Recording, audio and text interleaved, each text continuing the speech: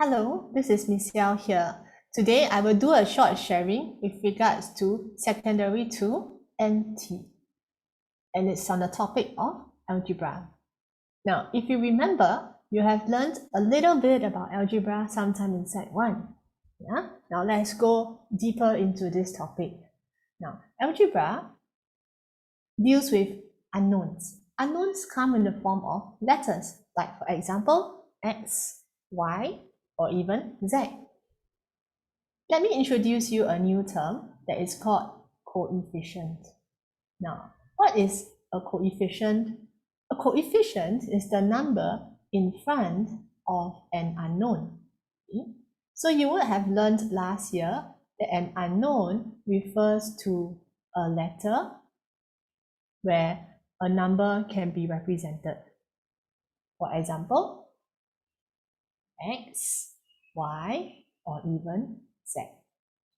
So if we have an expression in the form of 5x minus 9y, we identify that there are two unknowns, right? The unknowns are in the letters of x and y.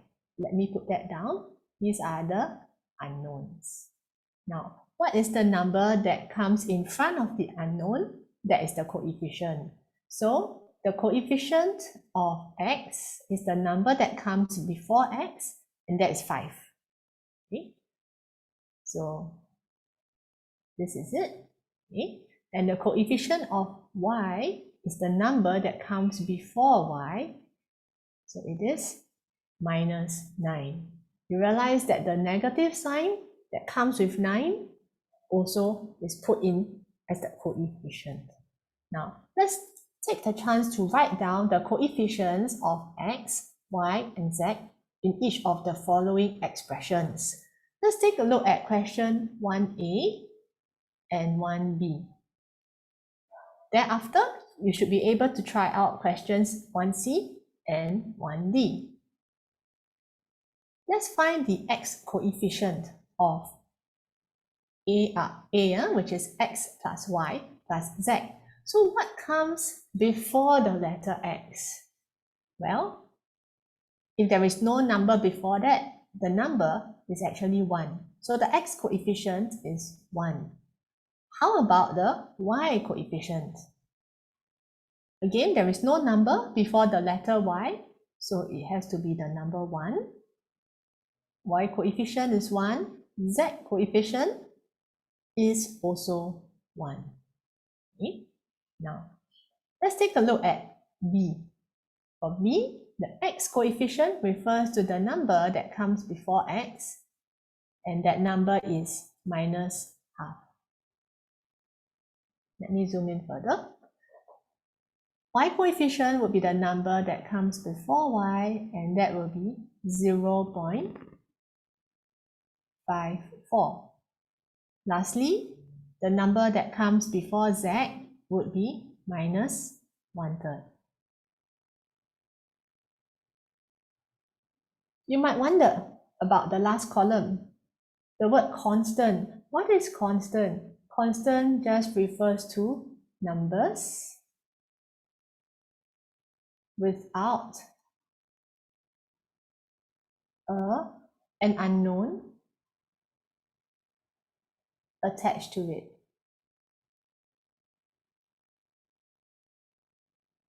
So in the case of A and B, there is no standalone number. There is no constant. So now perhaps you can take some time to try C and D, pause the video, and after that we'll move on to question 2. For question 2, you are asked to simplify the following. Now when we simplify the following, we want to combine terms that are like. What are like terms? Now, like terms are terms, for example, if you were to have a plus 3a. These are like terms because these two terms have the same unknown, which is a. So when we combine them, a plus 3a will give you 4a. Another example of combining like terms could be something like this. 2b plus c minus b. Now, what are the like terms here?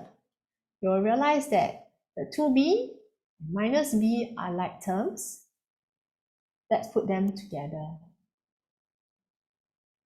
After we put them together, we try to work out what 2b minus b is. 2 times of b minus 1 time of b will give you 1 time of b, and we simply bring down plus c. All right, now let's take a look at questions 2a and 2b. We'll do them together, and you could try c and d on your own. So let's see, for 2a, 8 minus 2x plus 2. What is the like term here? You realize that 8 and plus 2 are like terms. We can put them together, and we do it this way. 8 plus 2 is put together, and minus 2x, we can leave it after the like terms. So let's work out 8 plus 2. That gives us 10, and we bring down minus 2x. You realize that 10 and minus 2x are not the same kind of term. Okay, so they are what you call unlike terms. And for unlike terms, we cannot combine them. So take note of this. Now we move on now to the next question. Minus 4a plus 7b minus 3a minus 2b. Oh, you realize some terms have got a, some terms have got b. Let's consider to box up the terms first. And we put the a terms together and the b terms together. So all the a terms together, minus 4a, next will be minus 3a. Following that, we have plus 7b and minus 2b. Okay, now that the like terms are together, let's simplify them. So what is minus 4a minus 3a? You take away 4 and you take away 3. That gives you minus 7a. How about b?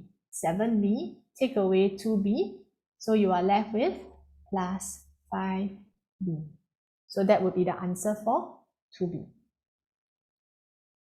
Now let's move on to question 3, where we deal with expansion of algebraic expressions. Now, how do we do an expansion of algebraic expressions? You realize that for questions like that, there is a bracket, right? Now, what does this actually mean? This means that we are looking at 2 times of the terms a plus 3b. So if we want to find 2 times of it, we take 2, the outside number 2, multiplied by a. Okay, so when we take 2 multiplied by a, we get 2a. And we get the outside number again, 2 multiplied by the second term, which is 3b. So 2 times 3b will give you 6b. So that would be the expansion. If you are not convinced, what you can do is, why not let's use addition to find 2 times of a plus 3b. So what is 2 times of a plus 3b? So we have a plus 3b appearing once, and we add another time of a plus 3b. So what do we get? We add a to a, we get 2a, we add 3b to 3b, that will give us 6b. So you realize both answers are actually the same. Okay? We will use the first method over here to work out our expansion. Now let's take a look at the next question, B. 3 bracket 6f minus 4e. So we take the outside number 3, we multiply by the first term, so we multiply it by 6f. So what is 3 times 6f? We take 3 times 6 first, and we put an f down next to it. So 3 times 6 is 18, 18f. Next, we take 3 again, and we multiply by the second term. What's the second term? Second term is minus 4e. So we take 3 times minus 4e. We multiply the numbers first. 3 times minus 4 gives you minus 12. And we bring the e down with it as well. So this will be the answer for the expansion. Okay. Try questions 3C and 3D on your own. Now I am going to move on to perhaps just one more question in this segment. Okay. E, F, G, H, I. Try on your own. Let's do J together. You realize that J has got so many terms inside the bracket. We have got one term here. We've got a second term here. And we have got a third term here. Okay, so each of these terms has got to be multiplied by the number 2 from the outside. So let's start by taking 2 multiplied by 2x first. So what is 2 times 2x? So we take the numbers, 2 times 2, 4, and bring down the x. Next, take the 2 from the outside, multiplied by minus y. So 2 times minus y will be minus 2y. And lastly, 2 from the outside multiplied by 3. So what's 2 times 3? That will give you 6. So this will be the answer for J.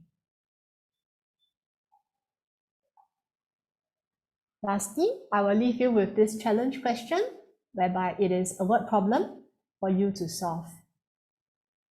If there are any questions or anything that you would like to clarify from this video, maybe you can send me an email or send me a text message for those of you who have my contacts, and I will get back to you shortly. Take care and goodbye.